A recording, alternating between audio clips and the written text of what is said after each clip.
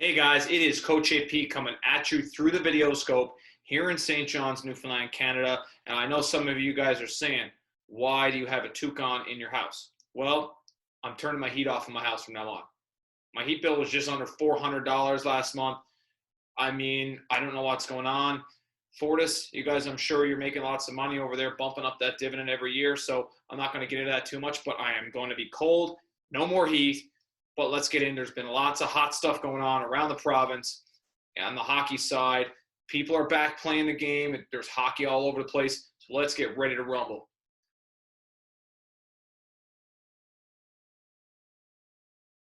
All right, this video is brought to you by Island-wide Promotions. They're the ones that provide us with this hat, this hoodie, and we also have a little online mini store going right now. Check that out. I have put the link in the description of this video. So if you want to pick up any cool Vision merch, feel free to check that out. It's available until March 25th.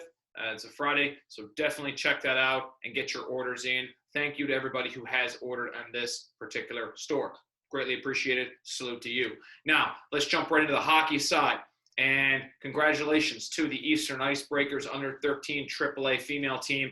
Big championship, big provincial championship win, kicking off provincial championship stretch here that we're going to go into in the next couple of weeks. So at the end of this video, we're going to throw out a few tips to every team that's playing in provincials to make you better as a player and help you to succeed, so to speak. So big congratulations to Eastern. A couple of our players that are in our Monday Female Futures group: Gracie Penny, Julia Sharp, who won player of the game in that game with the GWG. Shout out to you, Julia. Awesome stuff. You played real well. Gracie with a goal in that game, too. It's not all about goals, but nice shot from the point. Got the puck to the net.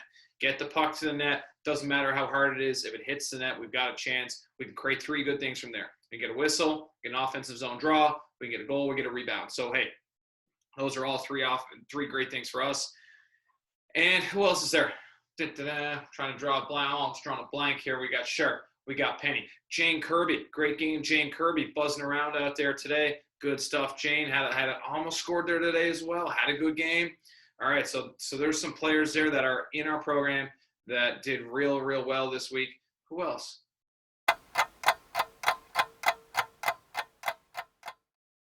Anna Toms. See, I knew there was four. Anna Toms.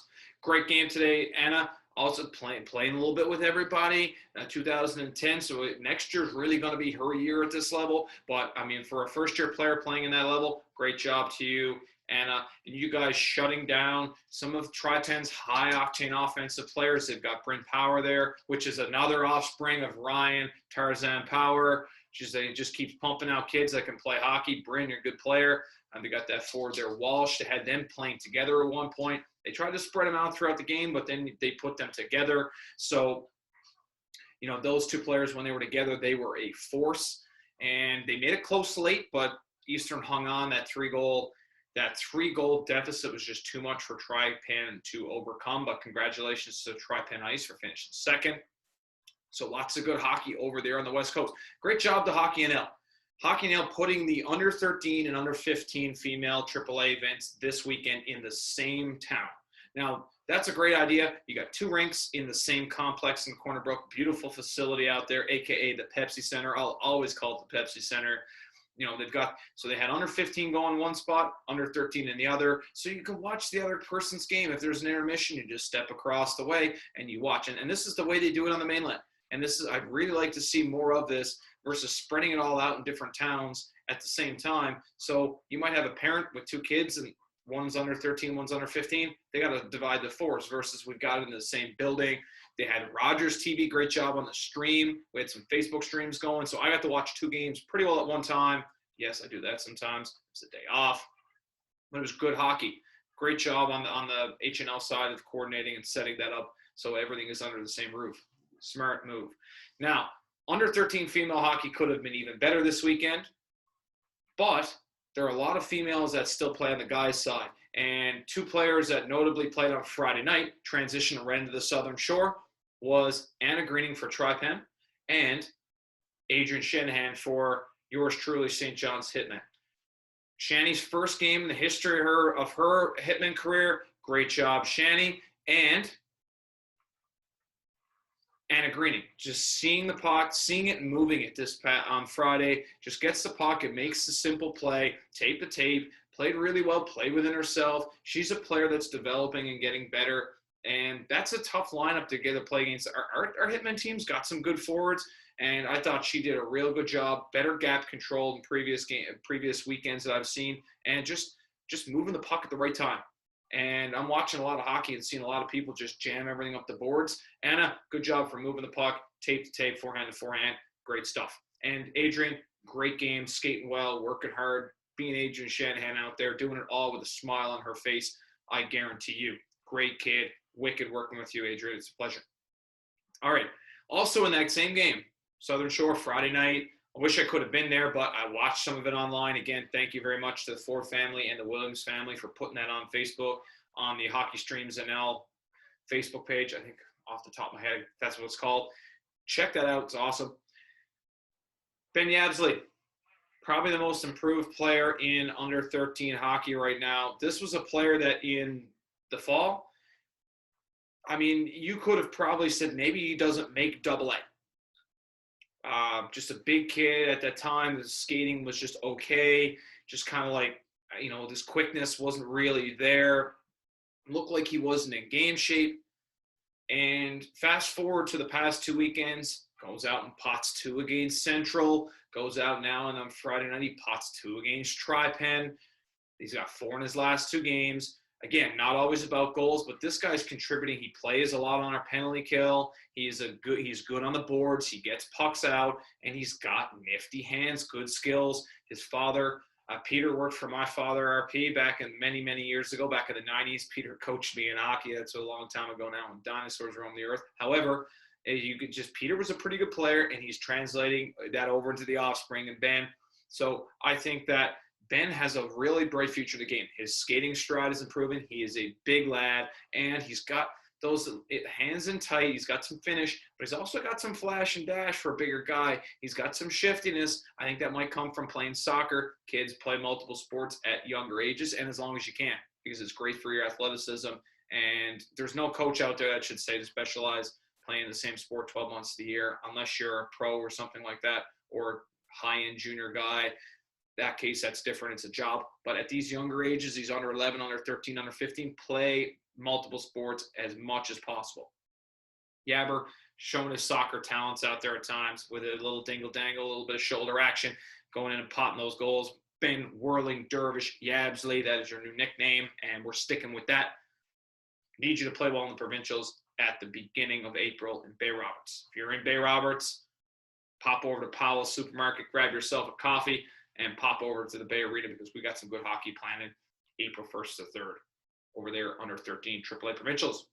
And Labrador coming in for that event too. That's great to see Labrador participating in a lot of these events coming up in these Provincials.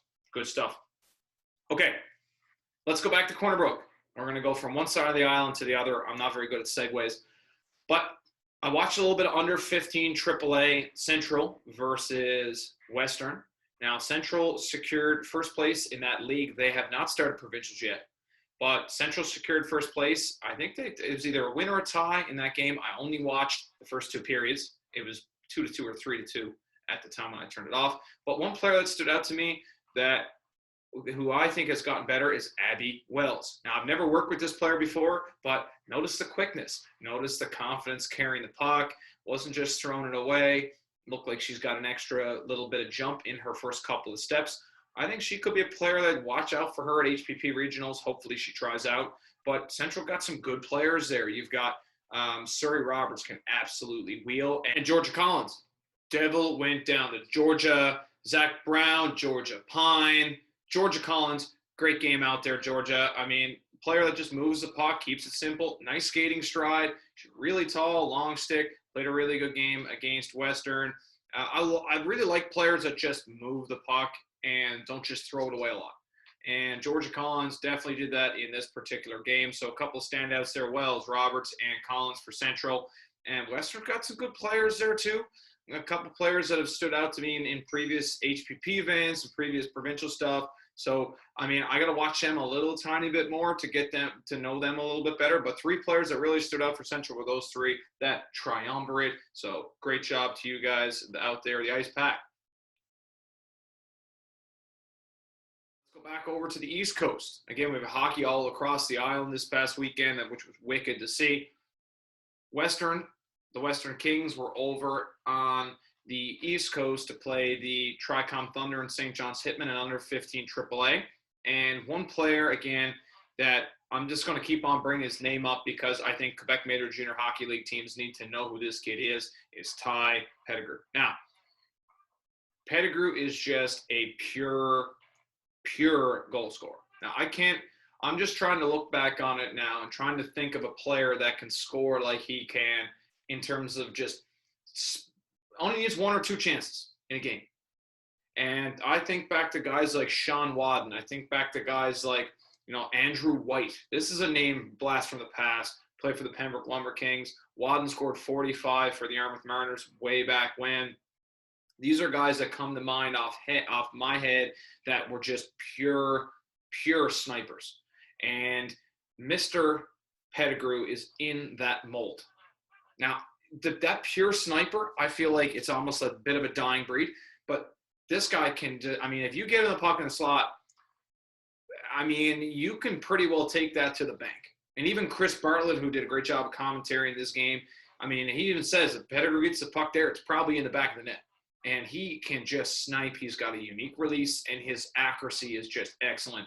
It's just inside the post, just inside it, posting in. Like, he doesn't need much time. He doesn't need much space. He just needs the rock in the right place. And I can only imagine him playing with a playmaker like a Betty Butler, playmaker, somebody like that. Just imagine him playing with a playmaker at the next level.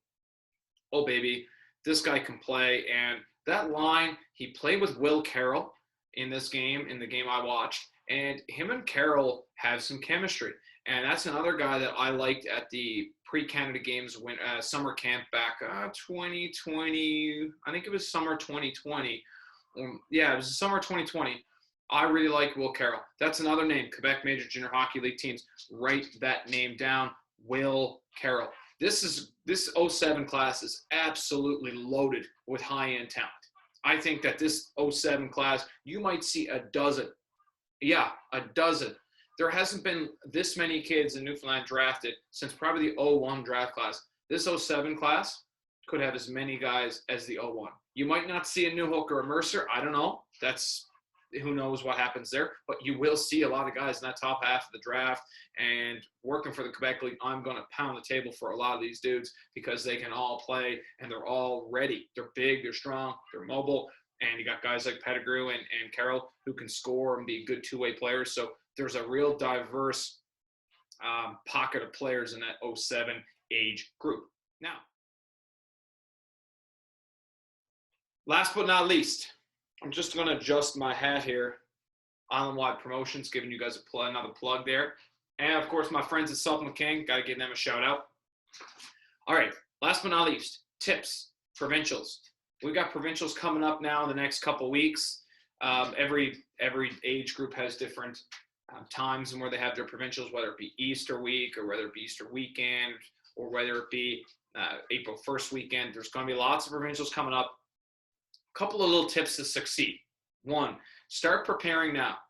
And what I mean by starting to prepare now is if your curfew is probably going to be at 11 or 11:30 when you're at these events, start going to bed then. If your curfew is 9 o'clock, start going to bed at 9 because your body needs some time to acclimate to going to bed at that time.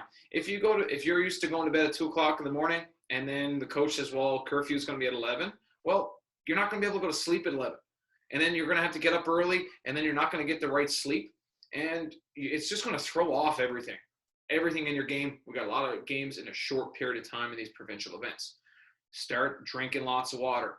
I usually go on, for me, I try to get a gallon of water a day. That's kind of like I don't know if there's any science behind a gallon of water, or some people say like for every 50 pounds, have a liter or whatnot. That's usually, like some people say that. I'll throw some links of some water, how much water you should drink in the description below. So if there is some science behind some of these, like exactly the right hydration level for each individual person. Maybe there's an online calculator I could find, but just one bottle of water is not going to cut it every other day. You want to make sure you're drinking lots of water and start eating healthy. What you put into your body right now is what's going to help you succeed in the future. If you start eating well the day of, it's, the damage is already done. It's like putting what you put in your gas tank, and if you keep running your gas tank on empty all the time, it's going to damage your car. And it's no different. Now we want to make sure we're eating healthy all the time so that gas tank is clean and it's healthy and it's ready to rock and perform at an optimal level. And last but not least, so we talked about proper hydration. We talked about proper eating. We talked about proper sleep. Last but not least, Rage Against the Machine, 90s rock music, know your enemy. And what I mean by this is you have played against these teams across your provincial league now, or in your league for quite some time, most of the time. Maybe if you're playing in a tournament where it's a level where you're not as familiar with your opponents, maybe this is probably a little bit more challenging to get tape on the other team or know about the other team. But if you're playing under 15 AAA, you're playing under 13 AAA guys, girls, whatever, you've played against the same team now for umpteen weekends. You know what lines they're probably going to throw at you. They're probably not going to have a different power play. They're probably not going to have a totally different penalty kill strategy or structure. They're probably going to have the same two goalies. I don't think you can just automatically pick up players like you could in a junior A level or at some other level, but you're going to see the same faces. So know what those players do. When you're going in to play a certain team, okay, well, this is what their penalty kill is going to look like. These are who the players that we can exploit. These are the players we want to make sure we not stay away from, but make sure that we've got the right people out against them, or that person is, you get them off their game by talking to them a little bit, or playing them a little bit harder, or maybe this player is really hot going into the provincials. We got to make sure we're aware of that. Know your enemy, and that just gives you, do your homework. I mean, anyone who's the most prepared person is usually going to be the most successful. So do your homework, check your video out, go back and look and say, okay, that's what they do on the power play. That's what they do on the penalty kill. That's where they want to go with the puck. Okay, we're going to probably take that away a little bit. So that's something that you can do. These are some things that you can do to be successful at the provincial level, at any level, whether it's AAA, AA, or under 15G. It doesn't matter. These are some things that you can do to be successful. So that's it. I'm not turning my heat up. It doesn't matter. I am sticking with the toque look for the rest of the day. It is snowing out right now. I just looked out my window. It's snowing. It's the end of March. When is it going to warm up? Fingers crossed we get some nice warm weather. All I can think about is my dad, RP, down in Florida right now, walking the beach. He's definitely walking Siesta Key right now, and I am very, very jealous of him. But I'm